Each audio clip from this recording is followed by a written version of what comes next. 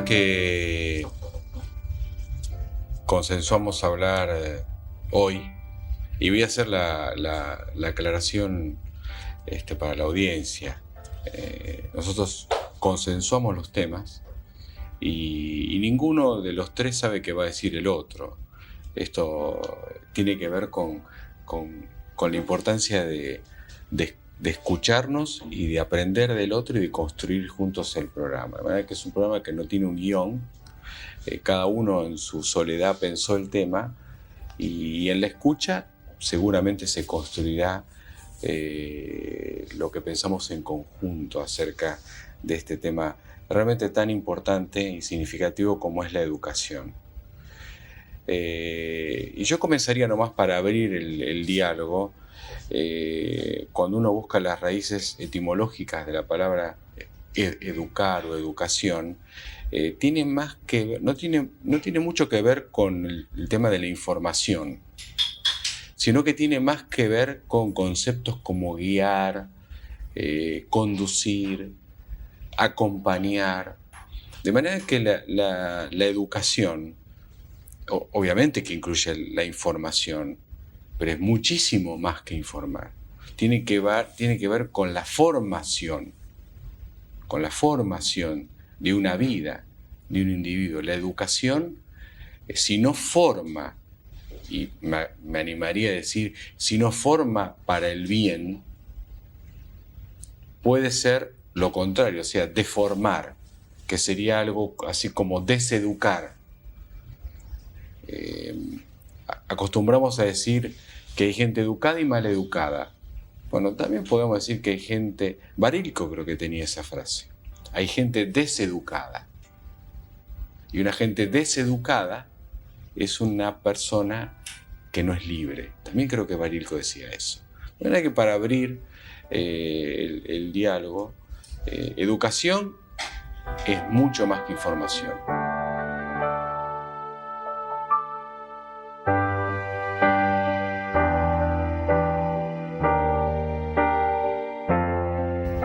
Sin lugar a dudas. En el capítulo del Deuteronomio, donde se da el resumen del credo de Israel, o uno de los párrafos más elocuentes y que debemos decir en nuestros rezos diarios al amanecer y al anochecer, que empieza con las palabras «Oye Israel», tal vez habría que traducir «Entiende Israel, el Eterno nuestro Dios, el Eterno es uno». Dice después: «Amarás al Eterno con todo tu corazón, con todo tu ser, con todas tus fuerzas, y estas palabras se las enseñarás a tus hijos». Veshinantam levaneja. Se las has de insistir, ¿sí? En forma, no es enseñar meramente, sino que se las has de transmitir con insistencia. Tal vez así se debiera traducir ese verbo, a tus hijos. De aquí yo deduzco algo que es muy, muy importante. El rol que le cabe al padre en la educación de sus hijos. En el Talmud hay un lugar donde se reglamenta cuáles son las obligaciones que tiene un hijo para con respecto a sus padres y de los padres para con respecto a los hijos, específicamente del padre. ¿Por qué? Porque en esa organización social de aquel tiempo la mujer se dedicaba más al hogar y todas las cuestiones de responsabilidad económica y de cuestiones pragmáticas caía totalmente sobre la responsabilidad del padre. Y una de las cosas que dice, amén de una curiosidad, que le tiene que enseñar a nadar. ¿Por qué? Porque si se llega a encontrar una situación de un naufragio, que tenga las posibilidades de salvarse. Esto, curiosidad. Pero una de las tantas cosas que dice que el padre tiene la obligación para con respecto al hijo, enseñarle, darle enseñanza. Ahora bien, la enseñanza, en eso coincido totalmente, tiene dos partes. Una cosa es una enseñanza de vida. Cuando nosotros hablamos de la Torá, el estudio de la Torá, es Torat Haim, el estudio. Torá significa la enseñanza, pero la enseñanza de la vida. ¿Qué hago? ¿Cómo me comporto en la vida? cuáles son los valores que tienen que ser superlativos para mí en la vida. Y lamentablemente, en la enseñanza que a nosotros nos tocó vivir, la enseñanza general, la enseñanza de la escuela, no la enseñanza de la casa, sino la enseñanza de la escuela, en nuestra época se le daba muchísimo más importancia al intelecto, a la formación intelectual, que yo diría de alguna u otra forma a la formación profunda del ser. Es una crítica un poco a la buena escuela primaria argentina que tuvimos en nuestro tiempo. Yo entré en el 56, lo que se llamaba entonces primer inferior. Había un régimen de respeto, pero impuesto. O sea, era la maestra, me acuerdo que era una maestra de edad, yo tenía 5 años y medio cuando entré, y parece mentira hoy en día. El saludo de ella hacia nosotros, entrábamos, estábamos de pie, ¿cuál era? Buenas tardes, señores. Es verdad, a mí me pasaba lo mismo. Cinco años y medio. Sí. Buenas tardes, señores. Y era una cuestión así donde había un afecto, pero era más trabajar con el principio, bueno, acá pongamos las cosas en su lugar, los chicos tienen que cumplir reglamentos, cumplir, como diciendo, tiene que ser todo un orden estricto, si no hay castigos, malas notas o lo que fuere, y la cuestión intelectual, hay que saber esto, hay que saber, y saber técnicamente sumar, restar, multiplicar. La formación del espíritu, eso estaba un poco relegado. Yo hablo de mi experiencia existencial, de la escuela, que era una buena escuela, porque aprendíamos y nos daban cierto tipo de orden. Pero la cuestión de enseñar a cumplir las cosas sin convencimiento propio y profundo, un respeto que emerja del propio ser, la cuestión de imponer cosas y transmitir un conocimiento, puede llegar a degenerarse de una manera muy, muy peligrosa. Uh-huh. Educación no es un tema fácil. Hay que formar un hombre. Hay que formar un ser humano, hay que tratar de ayudarlo a que sea él. Hay un libro muy interesante que se llama Los Intelectuales, de Paul Johnson. Y ahí él habla acerca de cómo los intelectuales tomaron el lugar de los sacerdotes. O sea, a partir de la Revolución Francesa en adelante, y plantea cómo son los nuevos sacerdotes y las veleidades de muchos de estos intelectuales, pasa por muchos, y me impactó cuando leí acerca del alto porcentaje de gente con título universitario entre aquellos que conformaban los cuadros de la SS, ¿sí? Los asesinos del régimen nazi. Significa que algo falla, significa que formar un ser humano no es que solamente sepa leer y escribir. Eso es básico, es importantísimo, pero paralelo a ello deben haber maestros del espíritu. Y yo creo que a eso se refiere el versículo de la Biblia, y que el primer maestro debe ser el padre. Bueno, esto coincide un poco con Freud, la cuestión de que el padre es aquel el que representa la ley, el que coloca la ley, el límite, lo que fuere, pero la madre sería la misericordia, no importa, independientemente de todas las interpretaciones. El seno familiar, los que nos dieron la vida, tiene una misión enorme. El primer maestro tiene que ser el padre y la madre.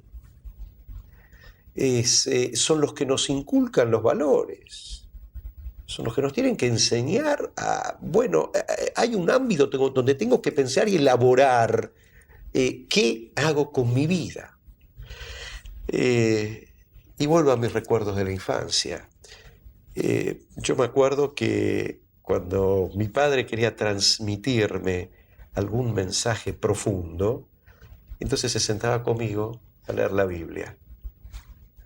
Teníamos una traducción de la Biblia al yiddish, el hebreo de él no era muy bueno, entonces el yiddish era el idioma que hablaban los judíos, es sobre la base del alemán medieval que hablaban los judíos de Polonia, de Rusia, un tipo de dialecto, un jargón, y tenemos una buena traducción. ¿Y por qué lo hacía? Bueno, él me decía, aquí hay cosas muy profundas. Parece ser que esta es la verdad de la vida, esta es la verdad de la existencia. Y leíamos cosas fuertes. No empezaba por el Génesis. Tampoco leíamos las historias de... Él quería ir directamente al grano, como se dice. El libro de los Proverbios, el Eclesiastés. ¿Qué pasa? Tratemos de entender, tratemos de ver qué es lo que ocurre. Él conmigo me quería transmitir algo, pero no solamente lo suyo, sino, yo pude aprender algo de la vida, así yo interpreté el mensaje, pero cuidado que hay mensajes que son como el vino añejo, hay cosas que por algo iluminan la mente de muchos.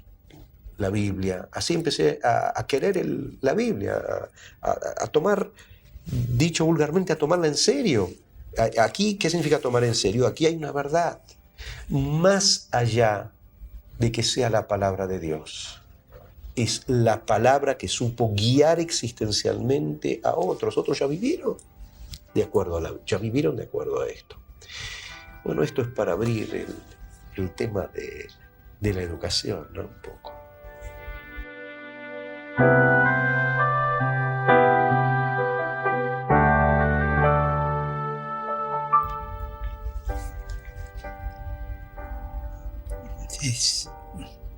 En la Biblia me impresiona cuando el Señor le dice a su pueblo: yo te conduje como un padre a su hijo.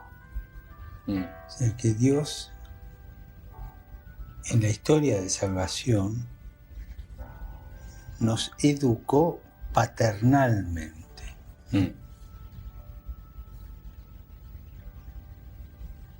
El libro de Oseas es de una ternura impresionante al respecto, ¿no? Y en esa misma línea, Dios le enseña a su pueblo que lo fue llevando más allá de lo que él creía que podía.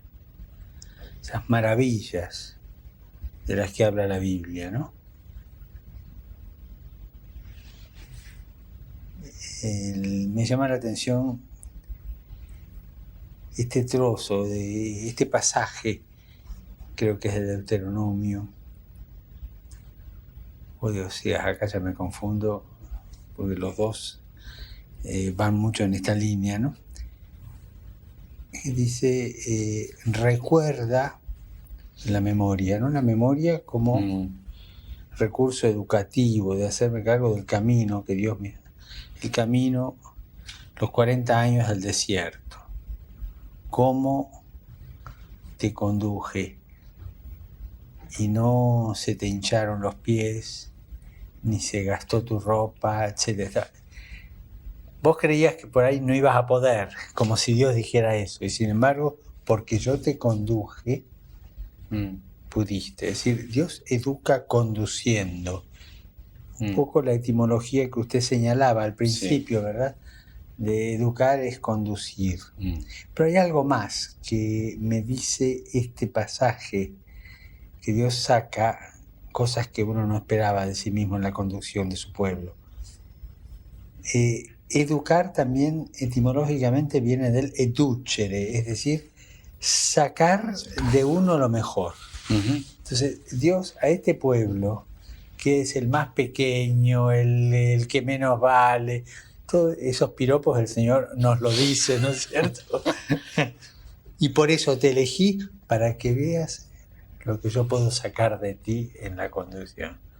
O sea, educar es eso, sacar lo mejor que uno tiene adentro con una conducción sabia. ¿cierto? Y no solamente con un acopio de conocimientos, como usted bien se refería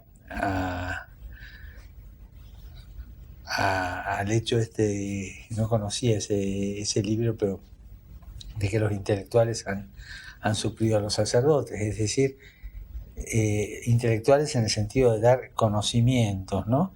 Y los agentes de la SS, todos eran universitarios, con título universitario, ¿cierto? Bueno, sabían muchas cosas, pero los valores no habían entrado. O sea, no habían tenido maestros, ¿no? Y en la educación, lo fundamental es el maestro. El maestro es algo más que el profesor. Sí. El profesor, uno se lo imagina como es el catedrático que enseña las cosas. El maestro es el que enseña las cosas, es profesor, pero es algo más. Es el que acompaña en el camino de la vida.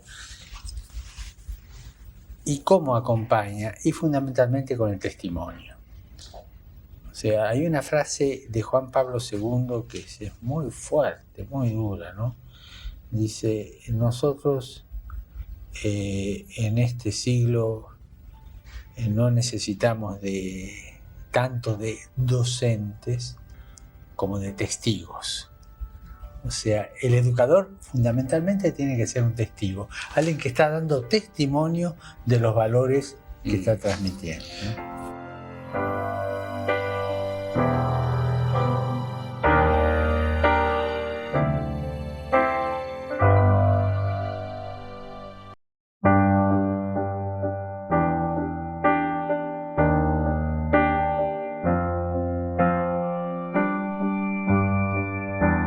Después me quedé pensando con ese enseñanza en el camino, ¿no?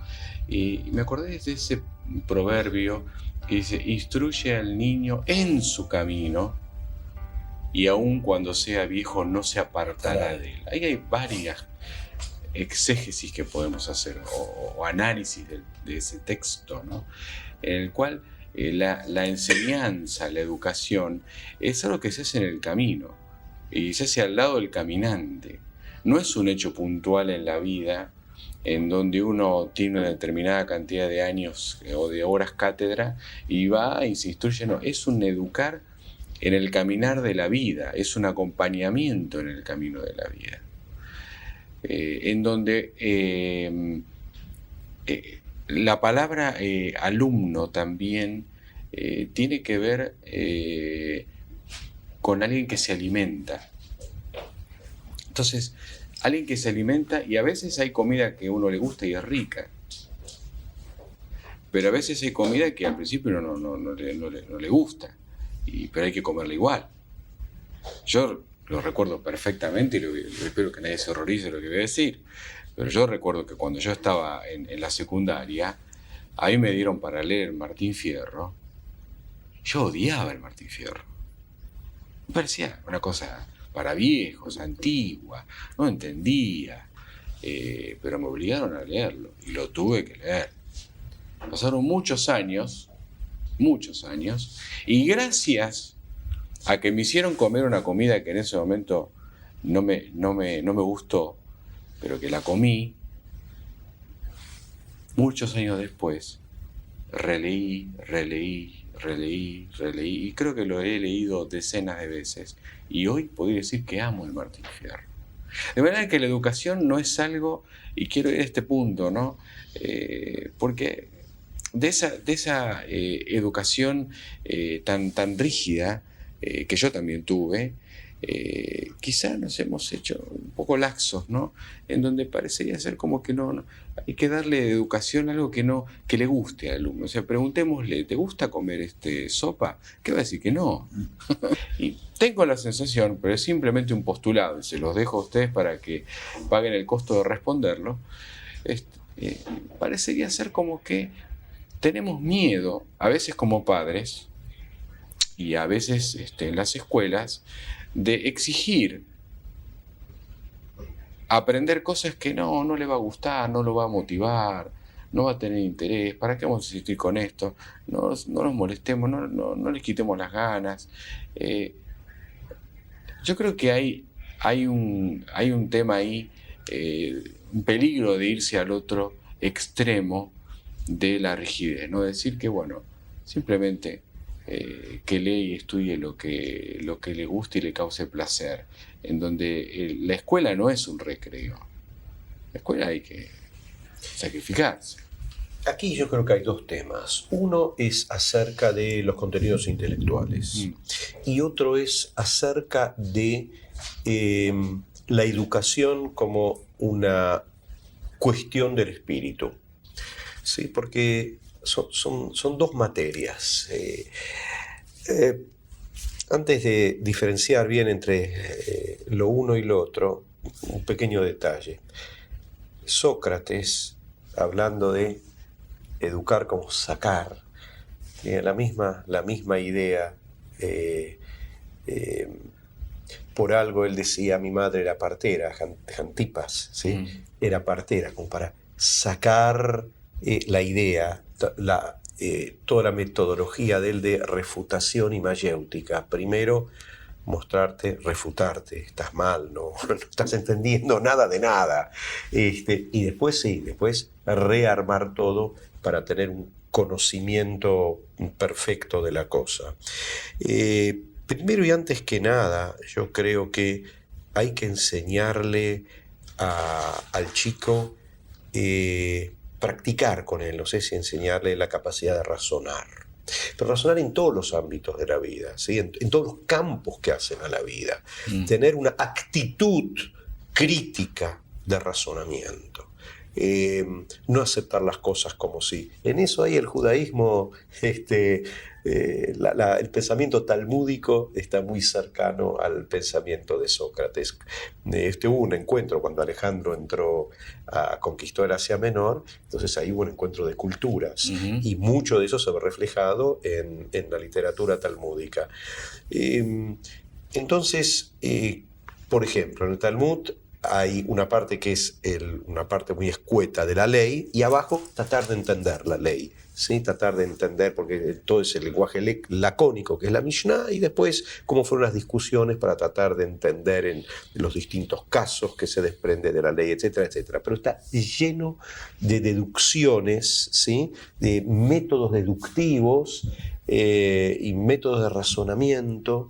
Esa segunda parte que forma el Talmud, lo llama la Gemara, que se estudia como un ejercicio mental, se estudia como para tratar de ver cómo se genera una discusión y cómo obrar en la discusión, y también se discute allí distintas cosas de la fe, acerca de problemas mundanos, problemas comerciales y problemas también del espíritu. En una palabra, la actitud crítica, la actitud de hurgar, de pensar, de no aceptar las cosas porque sí. Eso tiene que ir junto a, por supuesto, el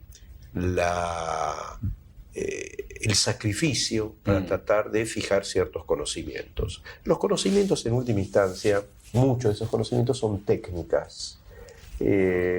Técnicas como sacar una raíz cuadrada, técnicas de cómo multiplicar, cómo dividir, y algunas cosas tienen que ser impuestas, porque si no, o cómo escribir sin errores, porque si no, bueno, llegamos a un estado de, aceptar cualquier cosa donde, de acuerdo a nuestra vieja visión, no puede ser que un médico escriba con errores, un abogado escriba con errores, o las distintas cosas que a veces nosotros vemos en el diario andar. Pero yo haría una diferencia. Una cosa es la técnica que yo exijo, y aún en la técnica hay que explicarle al chico: mira, esto vos lo tenés que saber, porque sin esto sos como si fueses un ciego en la vida. Cuando te quiero explicar a un chiquito, mira, aprende a leer, porque ¿a dónde vas a ir? No vas a entender lo que un hombre se comunica no solo con la palabra, sino oral, sino con la palabra escrita.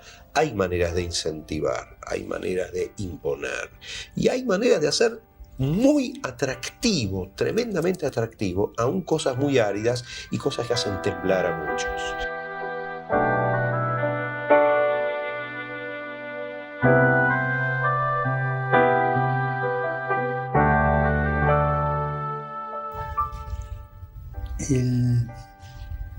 El proceso educativo, a mí me gusta concebirlo como una tensión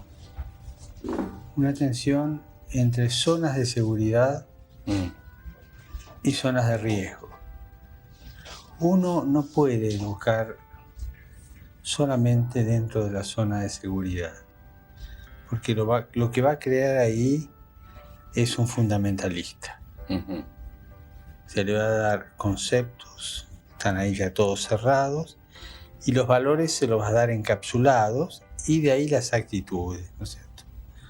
O sea, los contenidos, las valoraciones y las actitudes están todos encapsulados. Sí educa en base a las zonas de seguridad. Por otro lado, tampoco puede educar solo en las zonas de riesgo, porque es el gran desván de Gran, ¿no? Hubo una escuela en Hamburgo, echó raíces, pero fracasó. Dentro de los colegios el chico era libre de hacer lo que quería, iba, venía. O sea, era todo zona de riesgo en el sentido de que no hay nada pautado, ¿no? O sea, a lo que venga, ¿no? Creo que tiene que haber una tensión entre las dos, ¿no? Y la imagen que me viene es la de la baldosa. O sea, si vos querés educar bien a un chico, que tenga un pie en la zona de seguridad y obligarlo a que vaya tanteando con el otro la zona de riesgo, para que la vaya asimilando y la vaya convirtiendo en zona de seguridad. Y ahí corre otra vez el pie y sigue tanteando la zona de riesgo. O sea, exigirle desde la seguridad que tiene ahora avanzar más. Pero no solo la seguridad y no solo el riesgo. Esa tensión es la que hace crecer, porque son desafíos continuos que se van poniendo, pero desde el apoyo de una base en la que se siente seguro, ¿no? Esa manera de conducir la educación es muy creativa, da lugar a cuestionamientos en la zona de riesgo, a descubrimientos en la zona de riesgo, pero también a referencias anteriores en la zona de seguridad. O sea, va asumiendo lo que sabe e integrando lo que va descubriendo.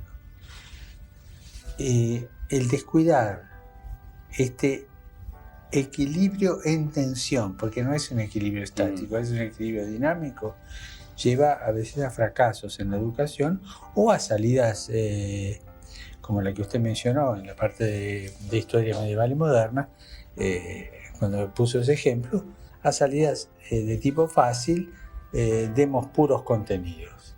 Y al chico hay que darle contenidos, valores que creen hábitos. Y eso solamente se hace caminando. ¿Y cómo se camina seguro? Claro. En la zona de seguridad y en la zona de riesgo, ambas en tensión. O sea, la educación es de contenidos, hábitos y valoraciones, ¿no? Por ese lado va.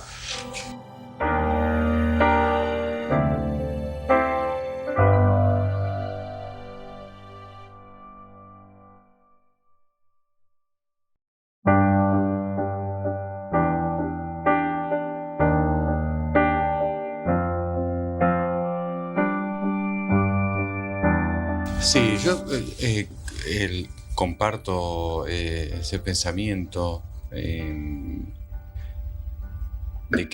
que es un equilibrio. Creo que ha habido movimientos oscilantes en la educación.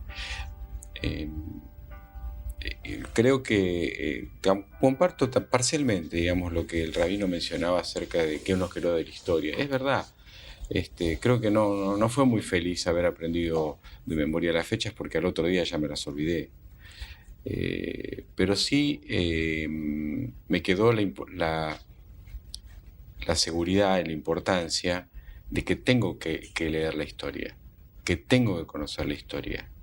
La historia no comienza conmigo, historia de la humanidad, la historia del pensamiento. Lo que específicamente me refería era a cuando yo enseño historia, me refería a lo siguiente: cuando yo enseño historia, como que pasó esto y esto.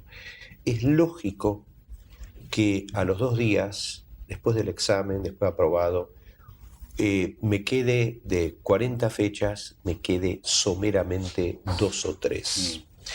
¿Por qué? Porque lo más importante cuando se enseña historia es mostrar cómo fue la evolución del pensamiento en ese momento. Sí. Ese es el punto. Ahí vamos. Sí. Y eso no me lo dieron. Claro, pero uno después quizá con el tiempo lo va tomando. Y hay conceptos que uno se acuerda, es verdad. Eso, yo creo que, pero estamos más o menos en la misma sintonía, inclusive en lo que el cardenal nos estaba iluminando con respecto a las dos peldaños, ¿no? A los dos espacios. Pero creo que tampoco nos podemos ir al otro extremo. Hay un concepto que se dijo y que yo que sé que no es cómodo, digamos. Pensarlo, pero a mí o aprendí con mi trayectoria inclusive estudiar en la universidad, en el cual sin sacrificio y sin muchas veces, aún en la carrera que uno elige vocacionalmente,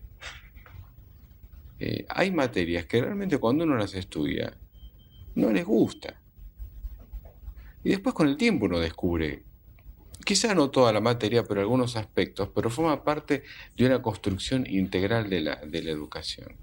Cuando usted mencionaba por qué un médico escribe con una falta de ortografía, y yo escuché una vez a un profesional decir, pero yo estudié medicina, no estudié literatura. A mí me hizo un poco de ruido eso, ¿no? Una luz amarilla ahí, ¿no? Porque es buena la especialización, que uno sea especialista en algo. Pero no por eso tengo que dejar de asimilar en mi educación integral en el camino que tengo que conocer otras áreas, porque no puedo solo mirar este pedacito Sí, si soy un cirujano, y especialmente si yo soy el paciente que están operando, quiero que el cirujano sea un especialista en eso que va a hacer. Pero también creo que en la educación integral de un individuo, tiene que incorporar todo el resto de cosas, todo el resto y ahí entramos en las dimensiones morales, éticas, espirituales, no solamente información de otras cosas.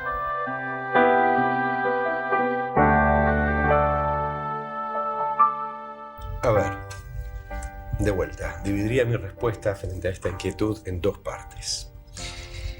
Una,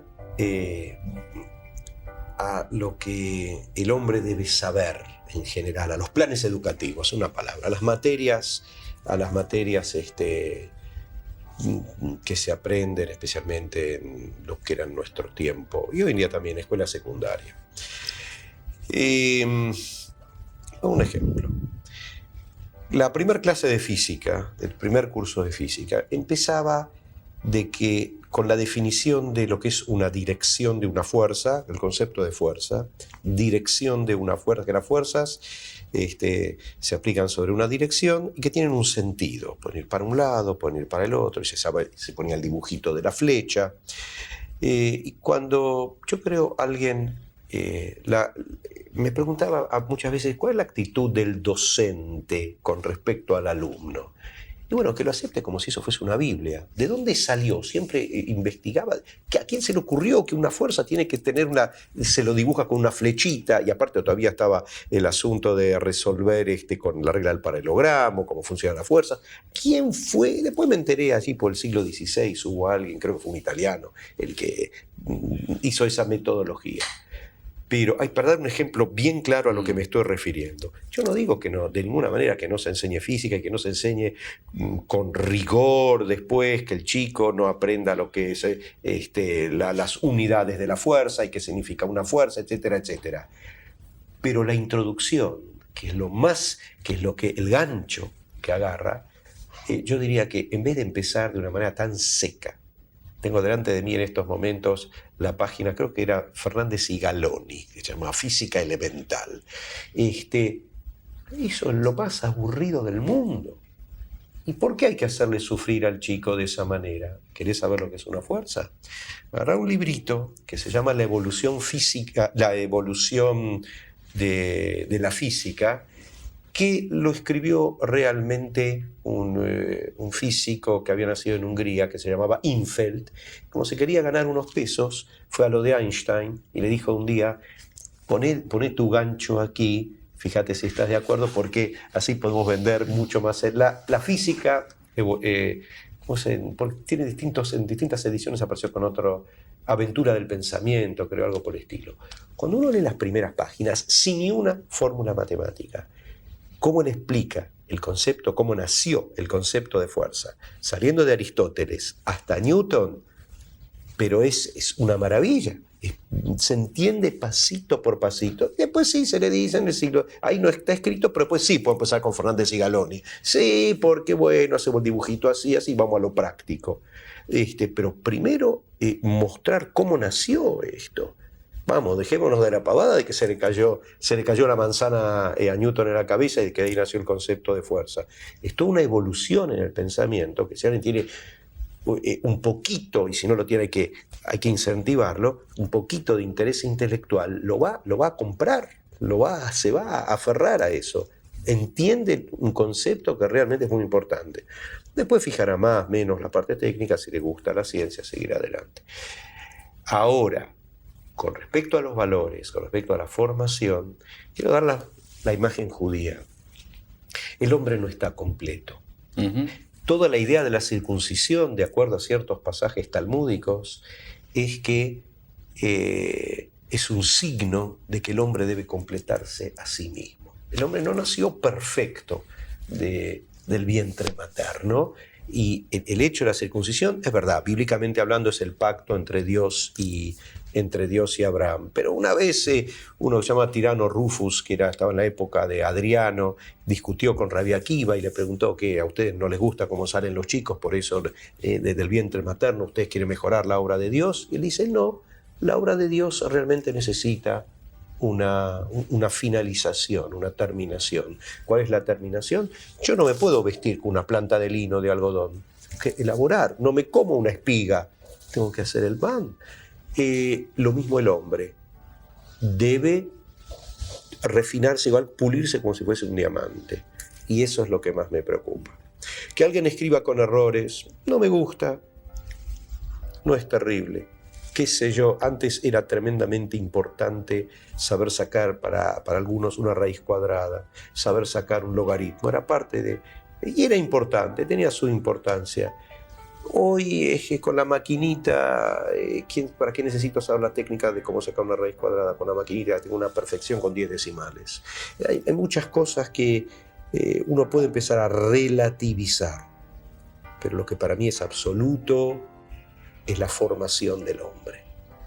Ese yo creo que es el tema.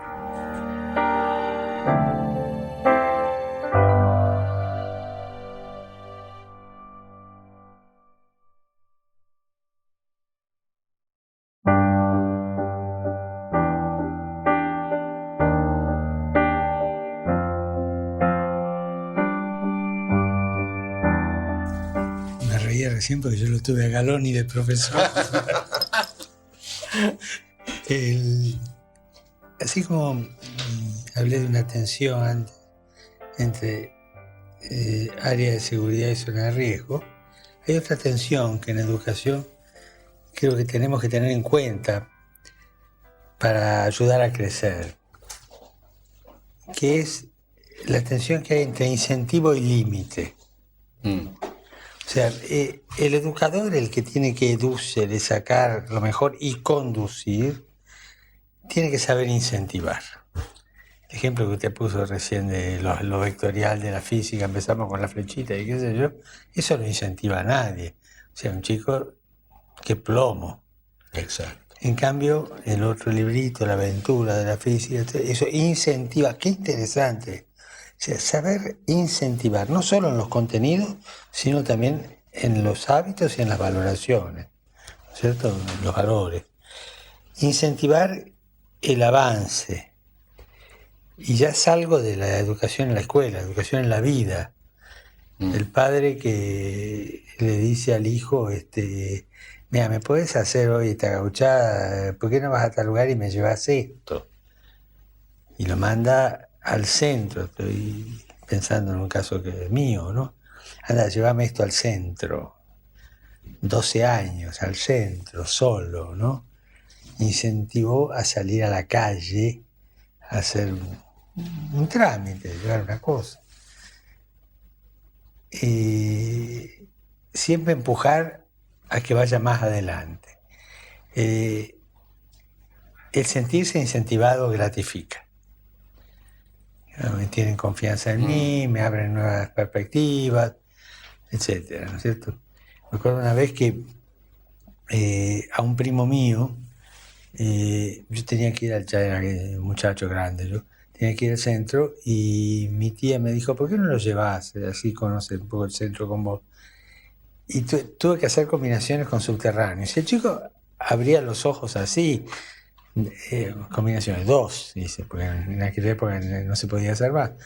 Pero, y su gran asombro fue contar cómo los subterráneos se encontraban bajo la tierra, ¿no?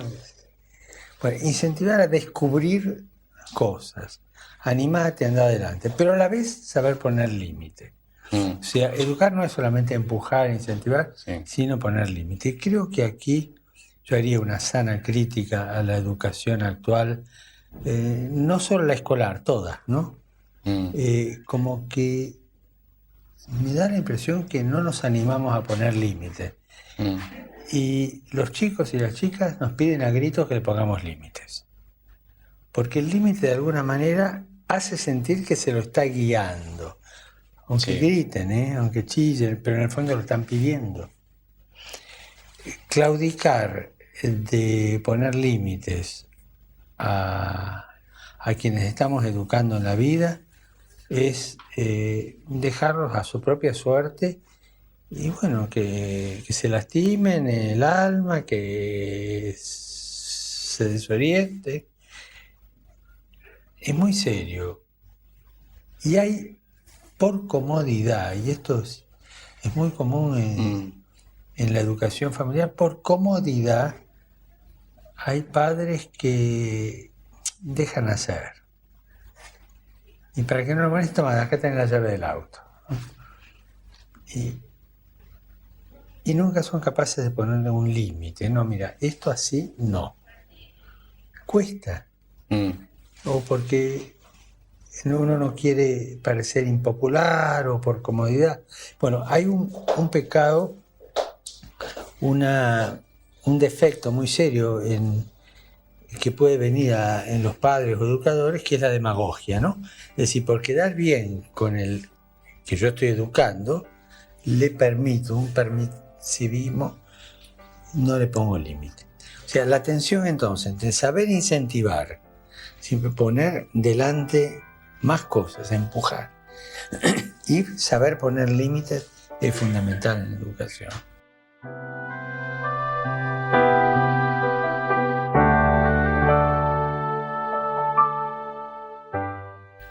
Yo creo que el tiempo se nos ha ido. Es un tema muy amplio, pero creo que es bueno seguir pensando en todo esto, porque es ese movimiento dinámico entre fuerzas que se contraponen, aparentemente se contraponen, pero deben vivir en equilibrio. Ese tema de los límites, yo creo que es crucial dentro de la educación.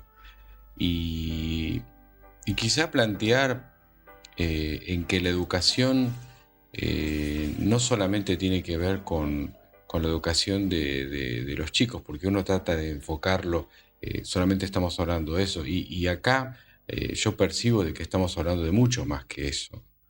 O sea, quizá los padres también deban ser educados, porque con ese concepto de que se educa en el camino y que siempre estamos recibiendo educación. Porque si los chicos no tienen límites, hay un problema conceptual del padre. O sea, el padre no puede poner sobre las espaldas del hijo semejante responsabilidad que le compete a él, de saber que si traspasa tal límite va a tener consecuencias que van a ser dañinas para su propia vida. No puede desentenderse esa responsabilidad como educador de la familia, porque le está poniendo un peso que el chico no está preparado para llevar. Entonces la culpa no es del chico, es de quien le pone ese peso por desentenderse o por no querer pagar el precio.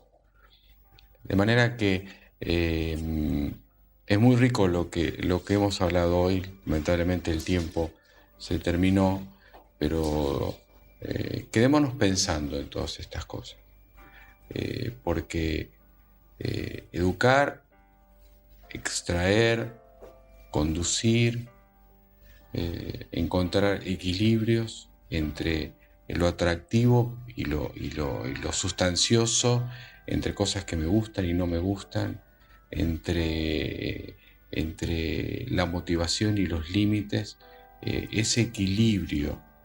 Y no quiero para nada dejar de poner algo que hemos dicho también sobre la mesa, la importancia de que la educación es un concepto integral del ser humano. Y en la educación del ser humano, educar en los valores, educar en el espíritu, educar cosas que le hagan bien al alma, forma parte también de educar a una persona. O sea, no solamente se nutre de elementos técnicos, tiene que educar su alma para el bien. Muchas gracias, será hasta la próxima.